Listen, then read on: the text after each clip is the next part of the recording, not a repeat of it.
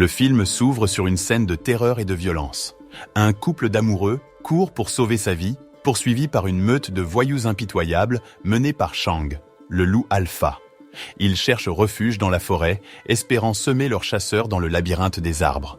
Mais leur espoir est de courte durée, quand les voyous les rattrapent et déchaînent leur fureur. Les amoureux sont sauvagement battus et poignardés, leur sang tachant le sol et leurs cris résonnant dans les airs. La scène suivante nous présente un autre couple d'amoureux, Yod et Bua, qui vivent dans un petit village au bord de la rivière. Leur amour est pur et fort et ils rêvent de se marier un jour.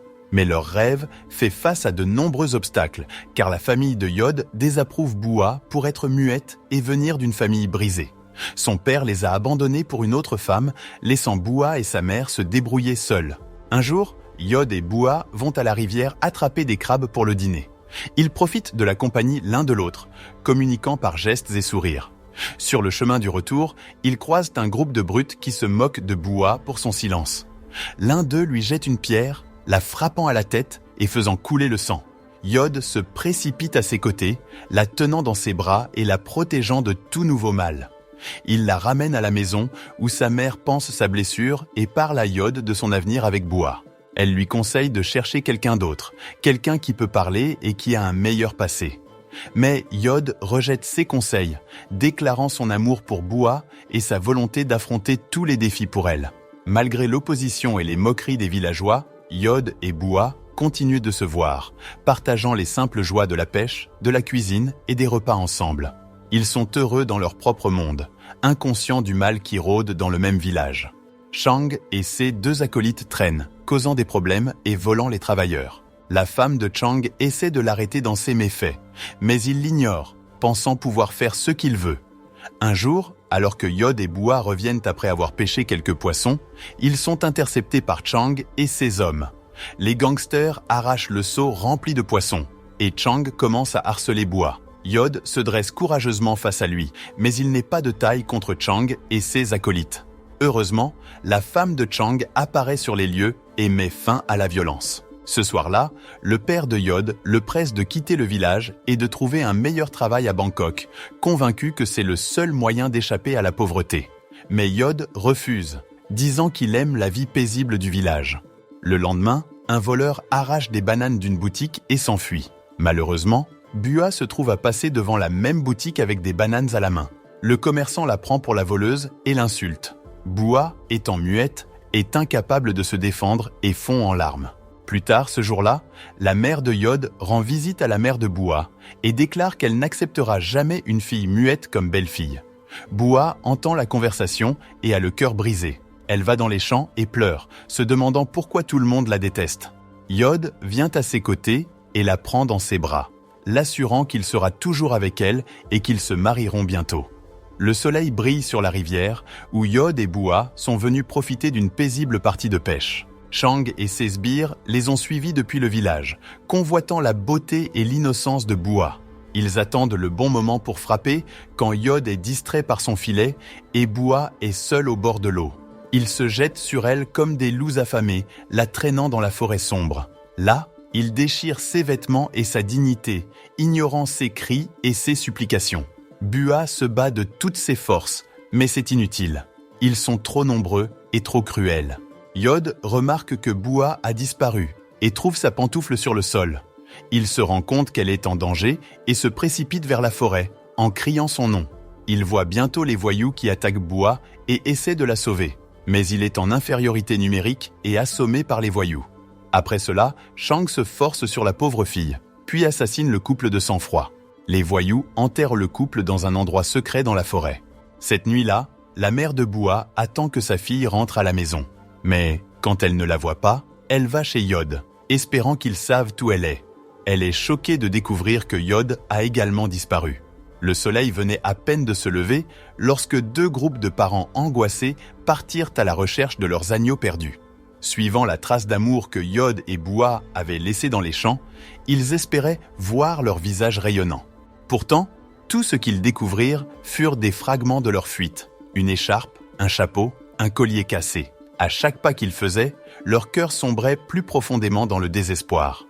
Une âme charitable du village vint à eux avec une nouvelle solennelle. Il avait vu Chang pourchasser les jeunes amoureux la veille. Les parents ressentirent une vague de peur et de colère. Ils choisirent de le confronter dans sa tanière, voulant obtenir des réponses. Mais Chang n'était pas d'humeur à parler. Il les accueillit avec un rictus et un fusil de chasse, les avertissant de rester à l'écart de son territoire. Il nia toute implication dans la disparition de Yod et Bua. Pourtant, ses yeux montraient un soupçon de culpabilité. Les parents n'eurent d'autre choix que de battre en retraite, se sentant impuissants et désespérés. Ne sachant plus à quel saint se vouer, les parents endeuillés allèrent au poste de police local pour signaler la disparition de leurs enfants, exprimant même leurs soupçons envers le gang de Chang. Cependant, la police exigea des preuves concrètes avant d'envisager la moindre suspicion. De plus, l'officier en chef émit l'hypothèse que le couple avait pu choisir de partir pour les grandes villes afin de commencer une nouvelle vie ensemble. Dans la scène suivante, Lek, l'un des complices de Chang qui l'avait aidé à assassiner Yod et Bua, éprouve un énorme sentiment de culpabilité et de remords. Il retrouve Chang et Phet dans la forêt et déclare qu'il veut se rendre à la police. Chang, dans un accès de rage, menace de le tuer s'il le fait. Ils décident ensuite d'aller chasser dans la forêt, mais sont effrayés par le fantôme de Bua. Cette nuit-là, ils font la fête avec des filles, buvant et se droguant. Alors que Lek est en train d'uriner, il aperçoit une silhouette en blanc allongée sur le sol. En y regardant de plus près, il réalise que c'est Bua. Horrifié, il court prévenir ses amis et il rentre chez eux. Malheureusement, ils sont incapables de se reposer, car le fantôme de Bua continue à les hanter. Lek est particulièrement terrifié, car il voit le fantôme de Bua essayer de l'attaquer dans son lit. Il a tellement peur qu'il reste éveillé toute la nuit, tremblant de peur. Il sait qu'il doit réparer ses actions, et il ne peut pas le faire tout en vivant dans la peur. Il réalise qu'il doit affronter ses démons et défendre ce qui est juste. Il est déterminé à changer et à rétablir la situation. Cette épreuve cauchemardesque le prive de sommeil toute la nuit. Le matin, Lek se confie à Phet, partageant les expériences hantées qu'il a endurées. À sa grande surprise, Phet révèle qu'il a aussi rencontré des visions similaires. La culpabilité et le fait d'être hanté par les fantômes du couple décédé ont eu des conséquences sur les deux hommes. Lek suggère qu'ils devraient quitter le village et chercher du travail dans les grandes villes, mais Phet trouve cette idée irréaliste. Dans une tentative d'échapper à leur crime, ils partent chasser avec Chang dans la forêt. Mais Lek voit le fantôme de Bua plus clairement et s'enfuit. Malheureusement, il est frappé à la tête par une branche en bois et décède. Cette nuit-là, Phet est tourmenté par un terrible cauchemar et ne peut pas dormir. Il va dans la salle de bain pour se rafraîchir, mais est effrayé de trouver le fantôme de Yod. Craignant qu'il ne meure aussi, Phet visite un temple le lendemain matin et prie pour sa sécurité. Il retrouve ensuite Chang et tente de le convaincre d'avouer leur culpabilité aux villageois. Mais Chang est rempli de rage et commence à frapper Phet au visage. La culpabilité et la peur d'être découverts ont eu des conséquences sur les deux hommes, et ils ne savent pas quoi faire. Cette nuit-là, le sommeil de Chang est envahi par un cauchemar qui l'enchaîne à son matelas, où il fait face à la colère des fantômes de Yod et Bua, brandissant une hache ensanglantée. Le lendemain matin, Phet profite de son passe-temps favori, la pêche, près d'un ruisseau, lorsqu'une voix sinistre perce ses oreilles. Il scrute les environs, mais ne voit personne. Soudain, un violent jaillissement dans l'eau le fait sursauter. Terrorisé, Phet tente de fuir, mais il est saisi par derrière et immergé dans les profondeurs. Le père de Chang est tourmenté par la disparition de Lek et Phet, si bien qu'il implore son fils d'avouer ses péchés et le met en garde contre un destin similaire s'il ne le fait pas. Malgré cela, Chang nie tout remords, craignant d'être enfermé en prison. Ce qu'il ne sait pas, c'est que les âmes vengeresses de Yod et Bua planent près de lui. Une nuit, Chang se blottit contre sa femme dans le lit lorsqu'il entend un vacarme provenant de la cuisine.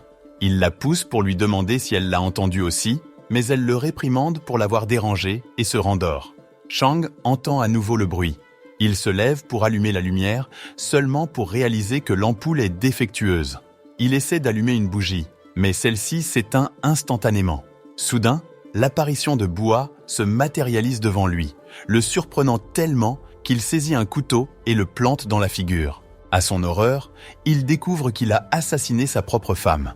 Sous le choc, il éclate en sanglots. C'est alors qu'une figure mystérieuse émerge et l'assomme. Chang ressent une douleur vive lorsqu'il ouvre les yeux. Il essaie de bouger, mais il est attaché par des cordes. Il regarde autour de lui et voit 2 visages familiers qui le fixent avec des yeux froids. Yod et Bua, le couple qu'il pensait avoir tué et enterré. Comment sont-ils vivants? Comment l'ont-ils trouvé?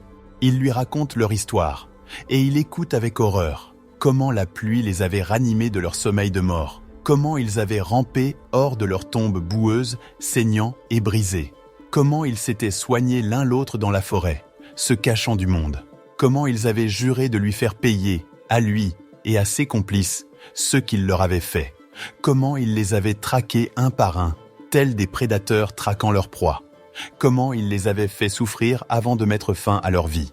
Chang implore leur pitié, répétant les mots que Bua lui avait dit. Mais ils sont sourds à ses cris. Ils sont devenus les monstres qu'il avait créés. Ils n'ont ni pitié, ni remords, ni pardon. Il leur reste seulement une chose, la vengeance. Ils l'achèvent et ressentent une poussée de satisfaction. Ils l'ont fait. Ils se sont vengés. Ils ont retrouvé leur dignité. Ils ont rétabli leur équilibre. Ils se regardent et sourient. J'espère que ce récapitulatif de la colère cachée vous a plu, un film qui révèle comment la passion peut se transformer en poison et comment la vengeance peut être une épée à double tranchant. Si cette vidéo vous a fait battre le cœur, merci de manifester votre amour en cliquant sur le bouton j'aime, en partageant cette vidéo avec vos amis et en vous abonnant à ma chaîne pour plus de résumés de films palpitants. Et si vous avez des idées de films que vous voulez que je résume ensuite, laissez-les en commentaire ci-dessous. Et n'oubliez pas, ne jouez pas avec le cœur de quelqu'un ou vous pourriez finir dans un cercueil. À la prochaine!